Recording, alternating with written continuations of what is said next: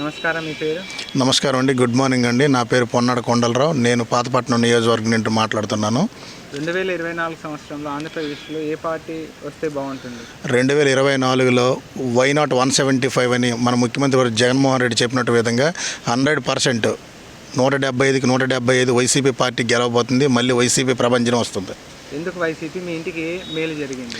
YCP ప్రభుత్వం ఎందుకు రావాలనుకున్నట్లయితే గడిచిన కొంతకాలంగా వృద్ధాప్య ఉన్నటువంటి ప్రతి ఒక్క వృద్ధాప్య ముసలిలో కూడా పెన్షన్ కానీ, రైతు భరోసా కానీ, విద్యాదీవెన కానీ, వసతి దీవెన కానీ, నాడు నేడు కానీ, ఈరోజు ఆంధ్రప్రదేశ్ డెవలప్మెంట్ విషయం కానీ, అమ్మఒడి కానీ ఏది చూసుకున్నా కూడా గడిచిన 5 సంవత్సరాల కంటే ఈ 5 సంవత్సరాల్లో ఎక్కువ లబ్ధి పొందినటువంటి వ్యక్తులు ఉన్నారు. కాబట్టి మేము ప్రజా జీవితంలో ప్రజలతో పాటు వెళ్తున్నప్పుడు వస్తున్నటువంటి స్పందన ప్రతి ఒక్క ఇంటి ముందు కూడా వాళ్ళే ముందుగా వచ్చి మమ్మల్ని కలిసి మళ్ళీ ఎప్పుడు ఎలక్షన్ వస్తుంది, ఫ్యాన్ గుర్తు మీద ఓటేసి మళ్ళీ జగన్మోహన్ రెడ్డిని సీఎం చేయడానికి సిద్ధంగా ఉన్నామని చెప్తున్నారు.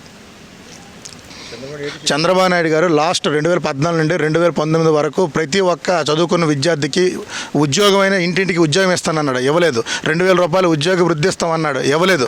పెన్షన్స్ పెంచుతామన్నాడు, పెంచలేదు. అలాగా ఎన్నో కార్యక్రమాలు ఆయన ఇచ్చినవి 100% మేనిఫెస్టో అన్నాడు.